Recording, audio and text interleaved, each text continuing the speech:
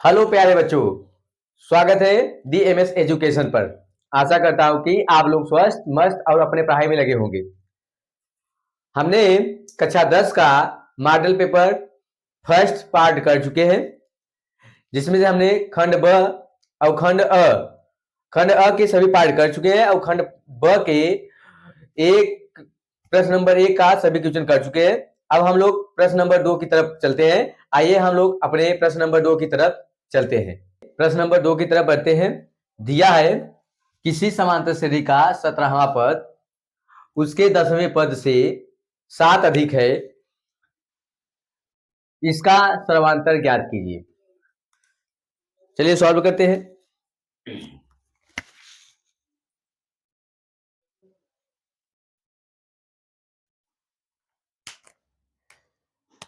किसी समांतर श्रेणी का 17वां पद दिया है कितना और 10वां पद दिया था। मान लीजिए, माना किसी समांतर श्रेणी का प्रथम पद ए तथा सार्वअंतर डी है। तो हमें क्या दिया है? 17वां पद, मैंने ए 17 दिया है। कितना?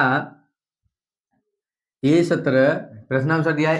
मैं 17वां पद 10वें पद से 7 अधिक है, यदि 17वां पद 10वें पद से ए 10 से कितना अधिक है?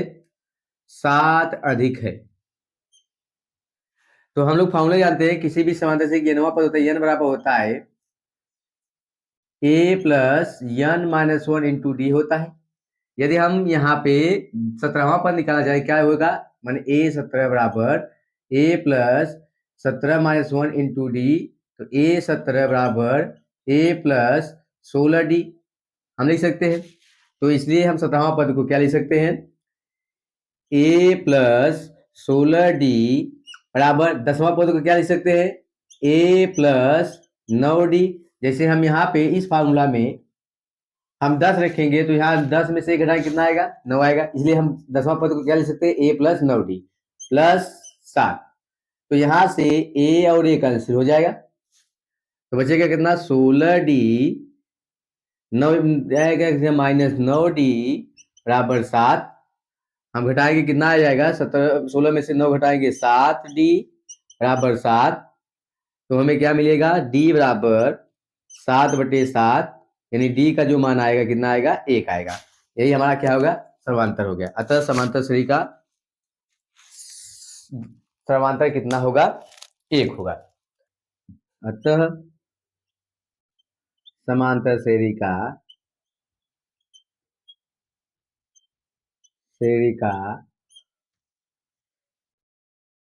सर्वांतर अंतर 1 है। ये आपका रफ कार्य है, रफ कार्य करना चाहे रफ कर सकते हैं, और ये आपका फेयर।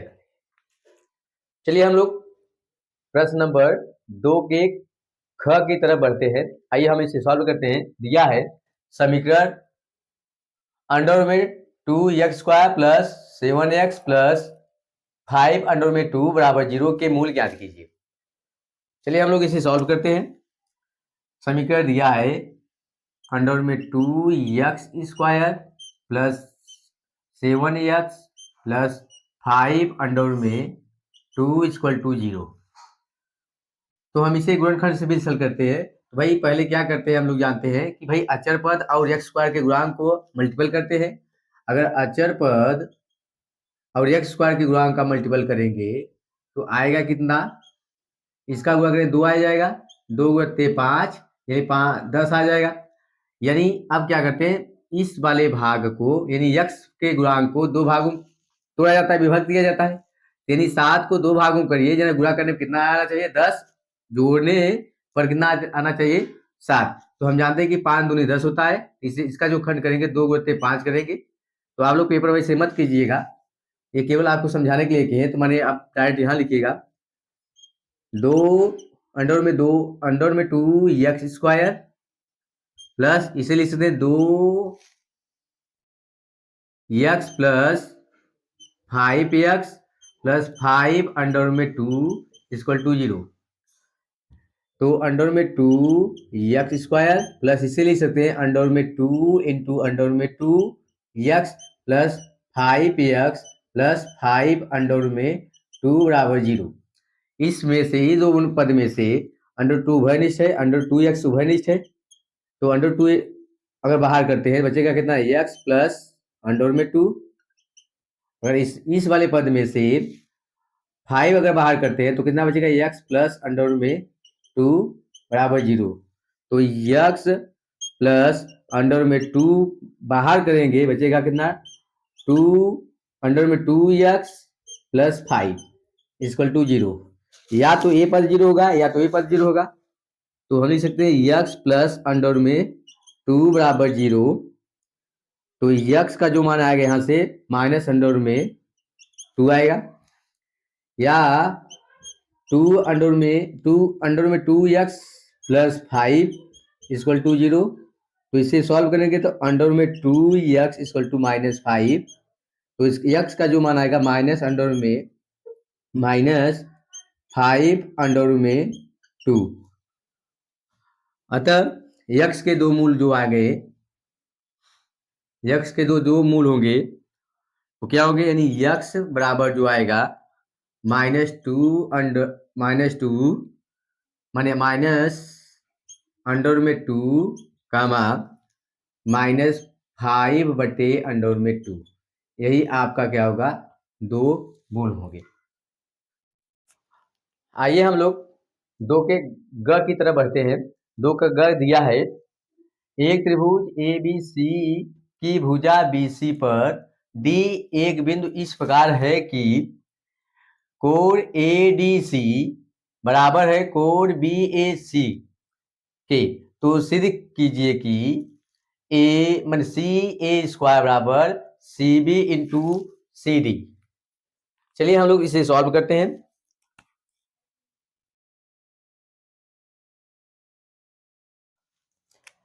क्या दिया है, एक त्रिभुज ABC दिया है। तो पहले हम एक त्रिभुज ABC ड्रा कर लेते हैं।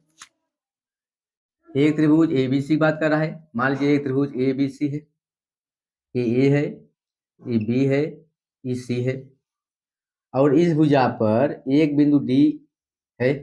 तो हम क्या करते हैं कि AD को मिला दिए। अब दिया है कोण ADC यानी ये कोण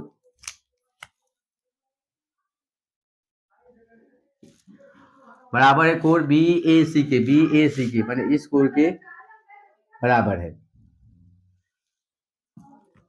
चलिए हम लोग सॉल्व करते हैं। हमें दिया क्या है, दिया है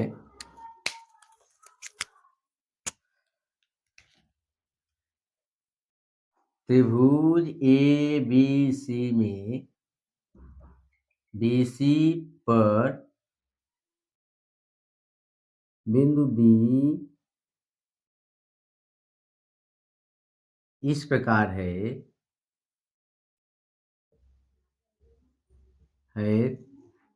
कि कोण ADC बराबर है कोण BAC की। तो हम देखते हैं कि त्रिभुज ADC में त्रिभुज ADC व त्रिभुज BAC में त्रिभुज BAC से कोण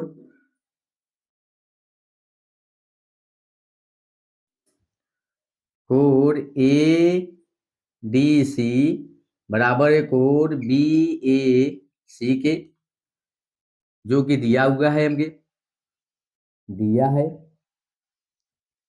और हम देख रहे हैं कोण C बड़े त्रिभुज ADC में और त्रिभुज BAC में जो C कोण है दोनों के लिए उभयनिष्ठ है। इसलिए और दिया है, देख रहे हैं कि उभयनिष्ठ है कि कोण ACD, कोण ACD बराबर है कोण ACB के, कोण ACB के उभयनिष्ठ, उभयनिष्ठ कोण के कारण। यदि किसी त्रिभुज की किसी दो त्रिभुज की संगत, यदि दो कोण आपस बराबर होते हैं तो कोण को समरूपता से दोनों त्रिभुज क्या हो जाएगा, समरूप हो जाएगा। इसलिए त्रिभुज ADC समरूप होगा त्रिभुज BAC के, किसके कारण, कोण समरूपता के, समरूपता से। यदि दो त्रिभुज समरूप है तो इनके संगत कोण आपस में क्या होंगे, बराबर होंगे। संगत कोण आपस में बराबर होंगे। अगर संगत कोण बराबर हुए तो त्रिभुज क्या है, समरूप हो गया। अगर त्रिभुज समरूप हो गया तो इनके संगत भुजाओं का अनुपात भी आपस में क्या होगा, बराबर होगा। तो देखते हैं हमें सिद्ध क्या करना है। CA² बराबर CB इंटू CD। तो हम क्या करते हैं, अगर ये कोण इस कोण के बराबर है, कोण ADC बराबर है कोण BAC के, तो कोण ADC की संगत भुजा क्या आ रहा है, AC आ रहा है। यानी AC बटे इस कोण का BAC का संगत भुजा क्या आ रहा है, BC आ रहा है। BC इक्वल टू, तो हमें चाहिए डी, मतलब इस भुजा का मतलब एक कोण त्रिभुज ADC में जो एक कोण है माने DAC किसके बराबर होगा, कोण ABC के बराबर होगा, क्योंकि त्रिभुज समरूप है। अगर त्रिभुज समरूप तो उनके संगत कोण भी क्या होते हैं, बराबर होते हैं। तो संगत कोण बराबर होंगे माने कोण DAC बराबर होगा कोण ABC के। तो क्या मतलब इसके सामने वाला भुजा क्या आ रहा है, CD आ रहा है, माने CD बटे इस कोण के संगत भुजा क्या आ रहा है, AC आ रहा है, AC। तो हम तैयार क्या करते हैं, AC का गुणा AC में करें तो क्या आएगा, AC² इक्वल टू, इसको लिख सकते हैं BC लिखे जाए CB लिखिए, बात एक ही हुआ। तो CB इंटू CD, यही हमें सिद्ध करना था, नहीं हमें सिद्ध करना था, प्रूव्ड, यानी उत्तर यही आपका हो गया। चलिए हम लोग दो के घ की तरफ बढ़ते हैं, जो कि दिया है एक चतुर्भुज ABCD किसी वृत्त के परितः खींचा गया है। सिद्ध कीजिए कि AB प्लस CD बराबर AD प्लस BC। देखिए दिया है एक वृत्त है जिसके परिगत एक चतुर्भुज है। हमें जो सिद्ध करना है AB प्लस CD बराबर AD प्लस BC। तो मान लीजिए ये पॉइंट जो है जहां जहां वृत्त इसको यह चतुर्भुज स्पर्श कर रहा है, तो इसे मान लीजिए P, इस पॉइंट को मान लीजिए Q, इस पॉइंट को मान लीजिए R और इस पॉइंट को मान लीजिए S।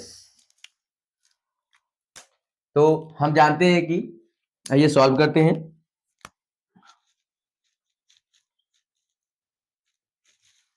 सॉल्व करते हैं कि ये वृत्त है और ये वृत्त की जो AP है और AS है, ये वृत्त की क्या कहलाएगी, बिंदु वाह बिंदु से खींची गई इस पर रेखाएं कहलाएगी।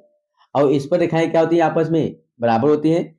वाह बिंदु से किसी वृत्त के वाह बिंदु से खींची गई इस पर रेखाएं परस्पर बराबर होती है। AP जो है बराबर किसके है, AS के। तो हम लिख सकते हैं कि AP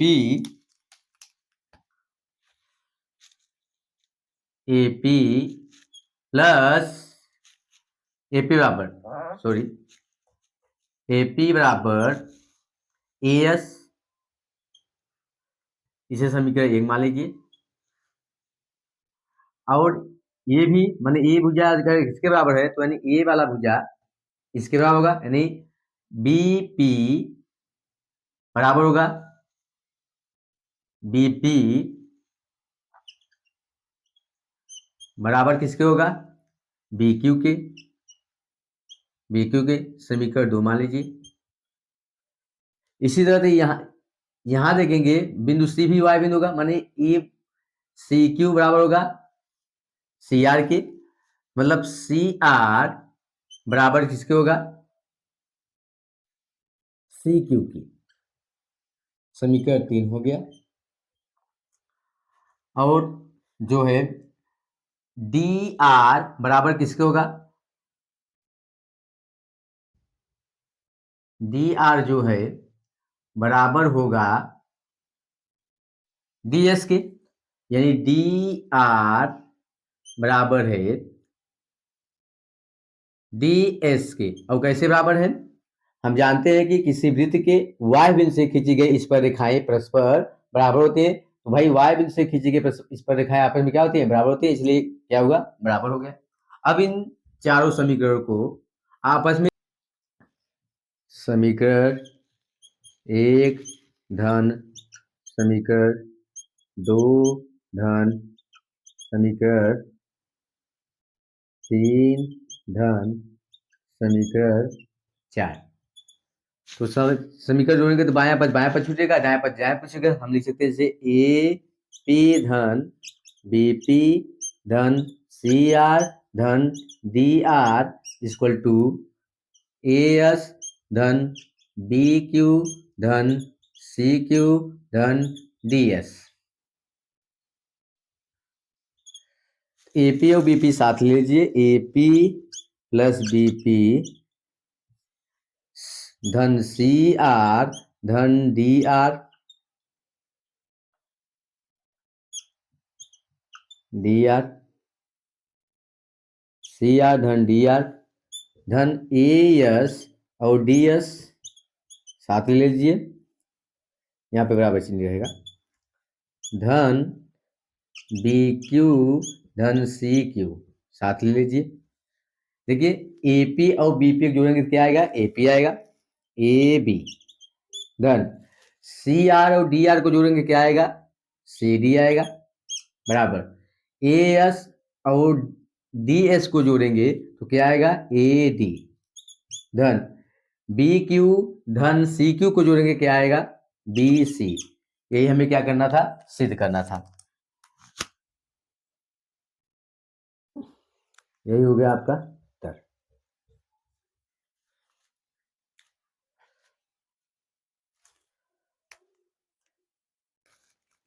देखिए प्रश्न नंबर 2 का अंक दिया है, दिए गए आवृत्त विवरण में आंकड़ों का माध्यक 28.5 है, तो x व y के मान ज्ञात कीजिए, जिसमें बारंबारता का योग यानी n बराबर दिया है 60। चलिए हम लोग इसे सॉल्व करते हैं। और बारंबारता दिया है यहाँ पे 10 से 0 से 10, 10 से 20, 20 से 30, 30 से 40, 40 से 50, 50 से 60। और बारंबारता दिया है 5 x 20 15 y और 5। तो चलिए हम लोग इसे सॉल्व करते हैं। तो हल करते हैं, तो पहले हम क्या बनाते हैं, वर्गांतर।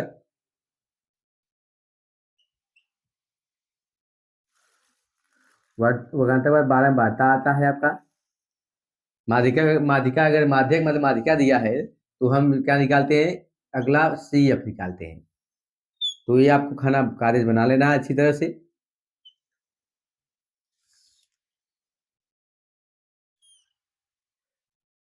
ठीक, इसे बना लीजिएगा अच्छी तरह से पेपर में। दिया है 0 से 10, 10 से 20, 20 से 30, 30 से 40, 40 से 50 और 50 से 60।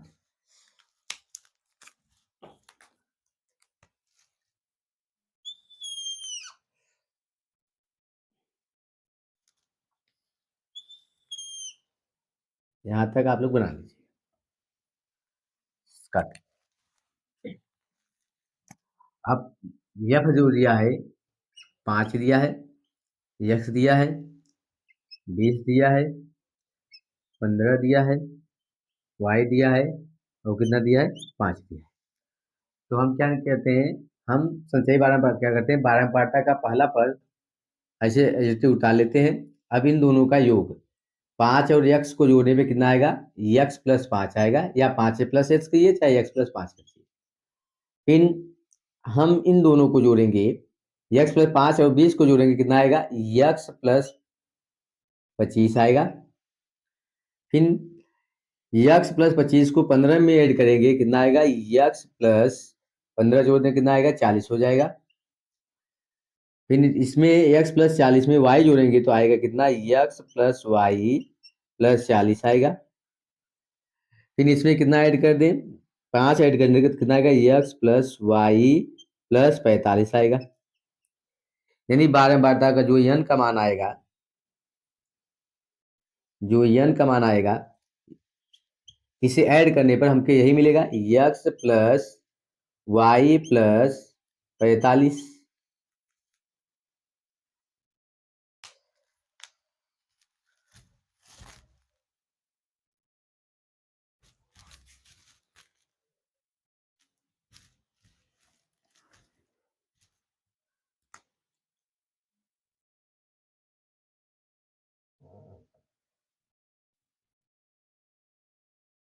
ठीक है, इसे जोड़ने पर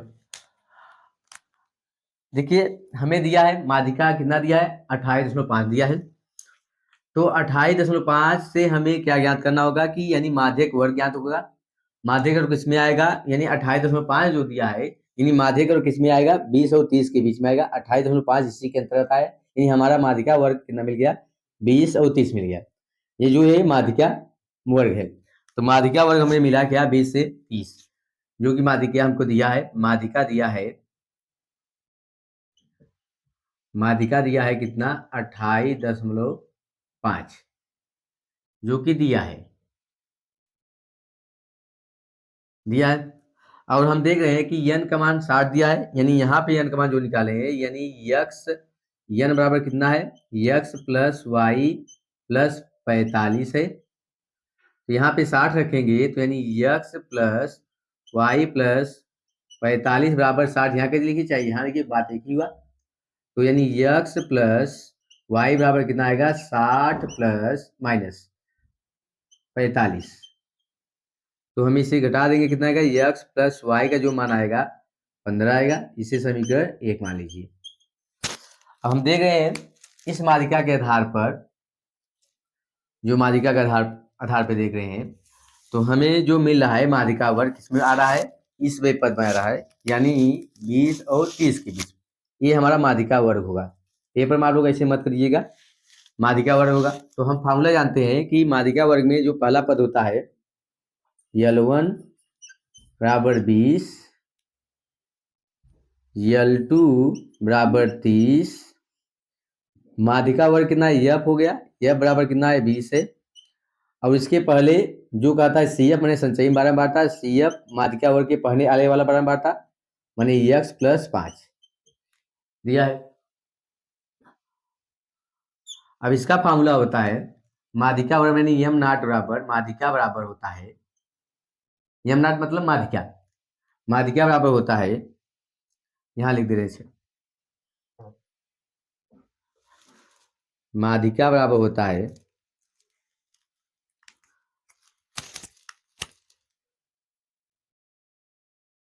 माध्यिका या माध्यक कहिए, बराबर होता है L1 plus L2 minus L1 बटे F क्वेश्चन में n/2 minus CF।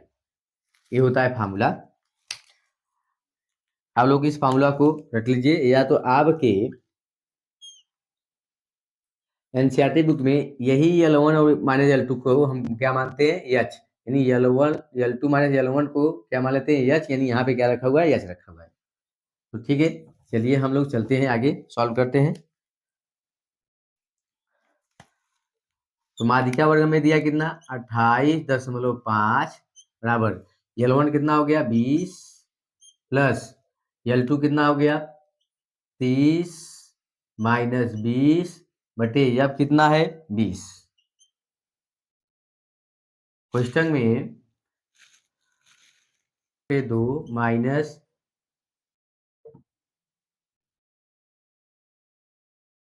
C F का मान दिया है कितना यक्स प्लस 5 60/2 यक्स प्लस 5 है।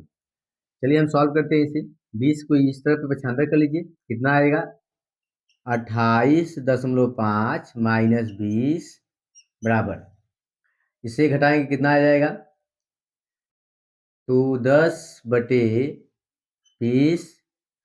क्वेश्चन में इसको भाग करेंगे 30 माइनस यक्स माइनस अंदर जाएगा तो क्या होगा माइनस कर देगा, इतना आ गया।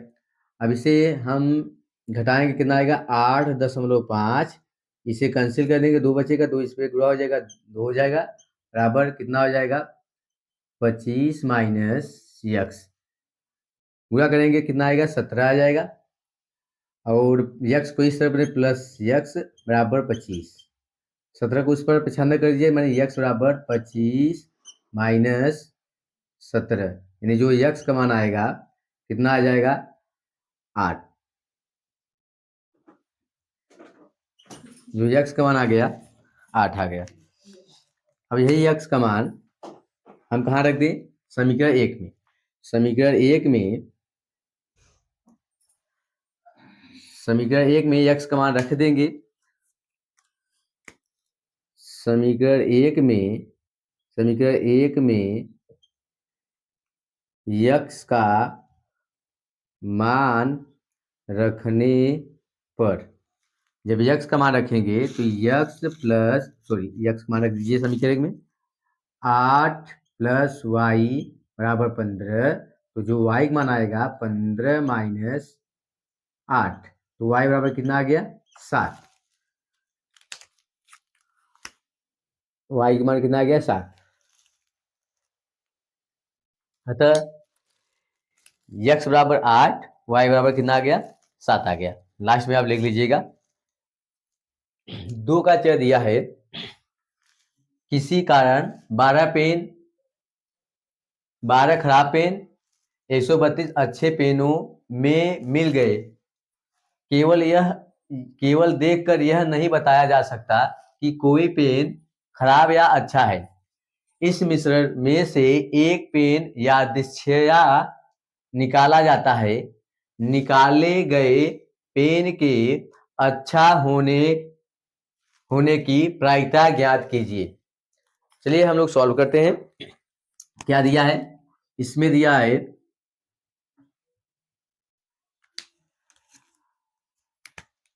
खराब पेनों की संख्या कितना दिया है, खराब पेनों की संख्या बराबर दिया है 12, और अच्छे पेनों की संख्या, अच्छे पेनों की संख्या दिया है कितना 132। तो हमें कुल पेनों की संख्या कितना आएगा, कुल पेनों की संख्या, कुल पेनों की संख्या कितना होगा, इन दोनों को जोड़ो कितना आ जाएगा 144। 144। तो इसमें दिया है कि ये निकाले गए पेन में एक अच्छा पेन होने की प्रायिकता पूछ रहा है। तब एक अच्छा पेन होने की प्रायिकता, एक अच्छा पेन होने की प्रायिकता बराबर, हम फार्मूला जानते हैं, अच्छे पेन होने की कुल संभावना बटे कुल पेनों की संख्या। प्रायिकता का फार्मूला होता है अच्छे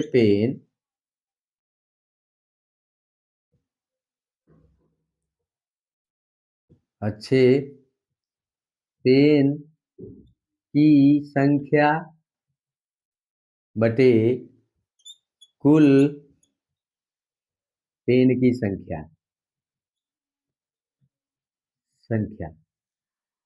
तो प्रायिकता जो इसका आएगा, अच्छे पेन कितना है 132 बटे कुल पेन कितने हुए 144। तो इसे हम मल्टीपल करेंगे तो मैंने 11 से या 12 से घटाइएगा, 12 ग्राम में 132 और 12 ग्राम में 144। यही है क्या होगा अच्छे पेन की, एक अच्छे पेन होने की प्रायिकता क्या होगा 11/12। प्रश्न नंबर 2 के सभी प्रश्न हल कर चुके हैं। आपको पेपर में प्रश्न नंबर 2 के केवल 5 प्रश्न करने होंगे और जिसमें हमने आपको 6 प्रश्न करवाए हैं, तो आप लोग पेपर में केवल 5 प्रश्न कीजिएगा। चलिए हम लोग अपने अगले प्रश्न की तरफ, प्रश्न नंबर 3 की तरफ बढ़ते हैं, जिसमें से आपको 3 में केवल एक प्रश्न करना होगा। भाई 2 प्रश्न दिया होगा अथवा करके, तो उसमें से आपको एक करना होगा, तो हम आपको दोनों कराते हैं। चलिए हम लोग प्रश्न नंबर 3 की तरफ बढ़ते हैं।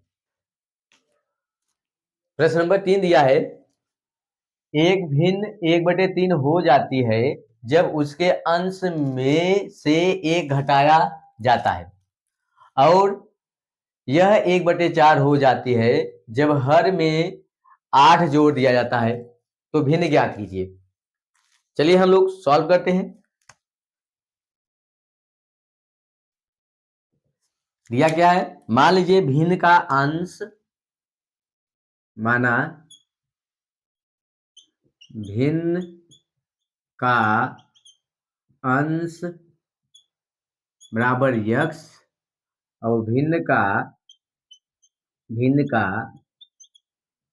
हर बराबर वाई। ठीक, तो भिन्न क्या मिलेगा, तो भिन्न जो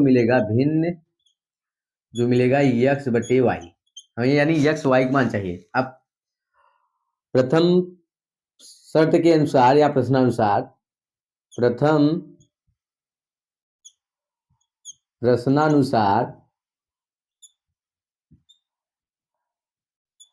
प्रश्नानुसार कह रहा है एक भिन्न 1/3 हो जाती है जब उसके हर में कितना घटा जाए, एक घटा जाए। मतलब यक्स में अगर एक घटा, हर में अंश में एक घटा दें और हर में कोई परिवर्तन न किया जाए, तो भिन्न कितना हो जाता है 1/3। तो इसे समीकरण बनाएंगे, कितना आएगा 3x - 3 बराबर वाई। इसे समीकरण 1 मान लीजिए। अब द्वितीय प्रश्नानुसार या शर्त के अनुसार क्या कह रहा है, और यह 1/4 हो जाती है जब हर में कितना जोड़ दिया है 8। मतलब यक्स में कुछ नहीं जोड़ा जा रहा है, हर में कितना जोड़ा जाता है ये 8, माने y + 8 बराबर कितना हो जाता है 1/4। तो हम क्या करते हैं, 4 का गुणा करेंगे तो 4 यक्स बराबर y + 8। समीकरण 1 से y का मान रखने पर, समीकरण 1 से y का मान रखने पर, तो 4x बराबर y का मान रखेंगे कितना आएगा 3x - 3 + 8। यक्स को इस तरफ पिछाना करेंगे कितना आ जाएगा 4x - 3x बराबर, घटा देंगे कितना आएगा 5 आ जाएगा। इसे घटाएंगे यक्स बराबर कितना आ गया 5 आ गया। जब यक्स का मान 5 आ गया तो हम कहाँ रख दें, समीकरण 1 में यक्स का मान रखने पर, समीकरण 1 में x बराबर 5 रखने पर, जब x बराबर 5 रखेंगे तो कितना आएगा 5। यहाँ पे अगर समीकरण 1 में x का मान 5 रखें तो 5 × 15, 5 × 15 - 3 बराबर कितना हो जाएगा y। तो y का मान कितना आ जाएगा 12। तो अभीष्ट भिन्न, अतः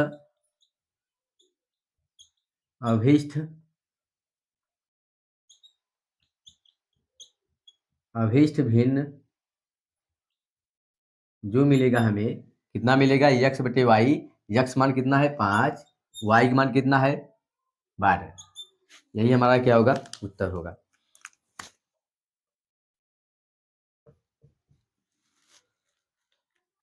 प्रश्न नंबर 3 का अथवा दिया है, एक विमान अपने निर्धारित समय से 30 मिनट देरी से चलता है। 1500 किलोमीटर की दूरी पर समय पर पहुंचने के लिए उसे अपनी निर्धारित चाल से 250 किलोमीटर प्रति घंटा बढ़ानी पड़ती है। विमान की समान चाल ज्ञात कीजिए। चलिए हम लोग सॉल्व करते हैं। मान लीजिए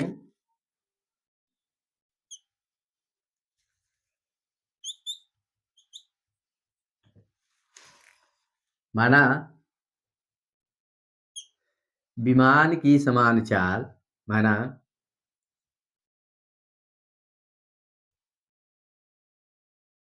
विमान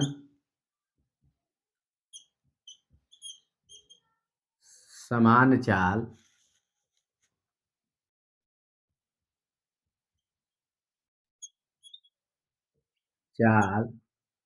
बराबर यक्स किलोमीटर प्रति घंटा है। तब समान चाल से 1500 किलोमीटर की दूरी तय करने में कितना समय लग गया? तो लिख दीजिए, यानी यक्स किलोमीटर प्रति घंटा की चाल से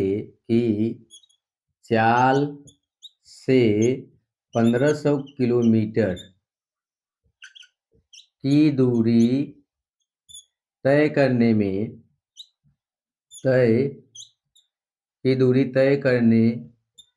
में लगा समय, मान लीजिए T1 है, तो T1 बराबर कितना होगा? दूरी बटे चाल। तो दूरी कितना है? 1500 और चाल कितना है? यक्स। यदि विमान अपनी चाल कितना बढ़ा दे? 250 किलोमीटर प्रति घंटा बढ़ा दे, तब चाल कितना हो जाएगा? X plus 1500 x plus 250 kilometre प्रति घंटा की चाल से 1500 किलोमीटर की दूरी तय करने में लगा समय, मान लीजिए कितना होगा? T2 होगा। और T2 बराबर दूरी बटे चाल, फॉर्मूला वही लगेगा, दूरी 1500 और चाल कितना हो गया? X plus 250, x plus 250। ये आ गया घंटा में, ये भी आ गया घंटा में। अब क्या कह रहा है? यहाँ दिया है कि अपने निर्धारित समय से 30 मिनट देरी चलता है। इसका मतलब पहले T चलता, देरी कितना चला? T2, मतलब हम क्या करें, दोनों को घटा दें। T1 में से यदि हम T2 को घटा देंगे, कितना आएगा? 30 मिनट। 30 मिनट। तो T1 मान कितना है? T1 मान है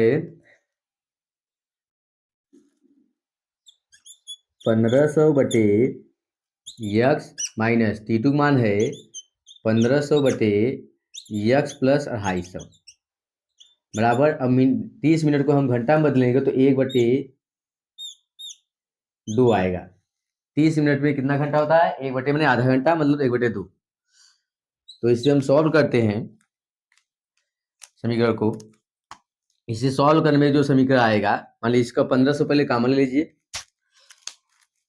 जब 1500 बाहर करेंगे कितना आएगा? 1500 बाहर करेंगे और 3 गुणा करते चाहिए, तो कितना, या तो लिख दीजिए एक बार, बचेगा कितना? X 1/x minus 1/x plus 250 बराबर कितना? 1/2। ये कितना हो जाएगा? इसका गुणा इसमें कर दीजिए, कितना आ जाएगा? 3000।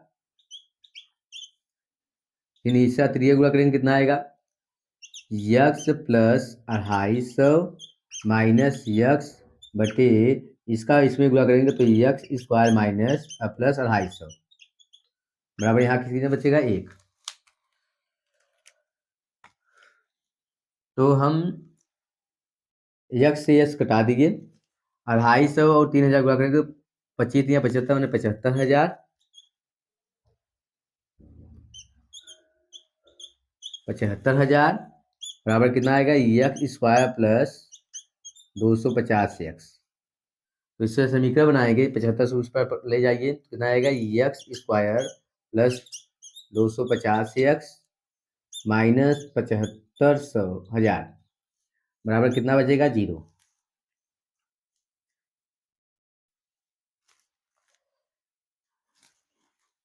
अब जो हमारा समीकरण आ गया x square plus 250 x minus 75,000 बराबर 0।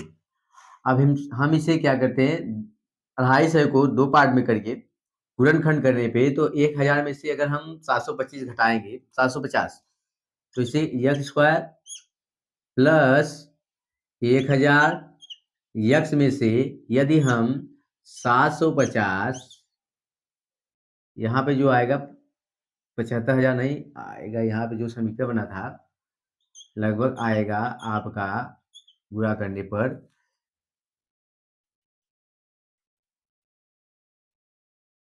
7,50,000। ठीक, तो इसका भी आएगा, जो मिस्टेक था वहां बना लीजिए, गुणा करने पर मैंने कितना आएगा 7,000 50,000, तो इसका भी आएगा 7,50,000 सॉरी बराबर 0। इसका क्या बराबर 0, यानी मिस्टेक था वहां पे, उस पेज में मिस्टेक था, आप लोग बना लीजिएगा। जो आएगा 7,50,000 आएगा पूरा करने पर। तो हम इसे इसका खंड करेंगे, जो आएगा कितना आएगा लगभग, चलिए समीकरण को सॉल्व करते हैं।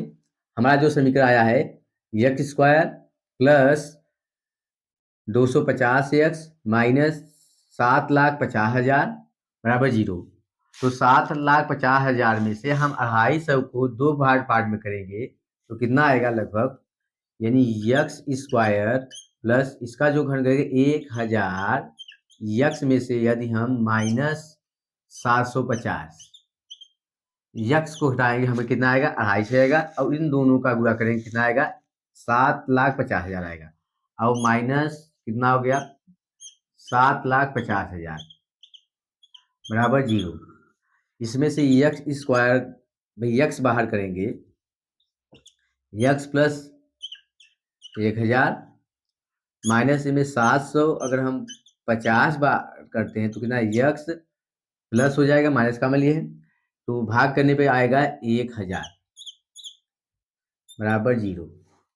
तो एक्स प्लस 1000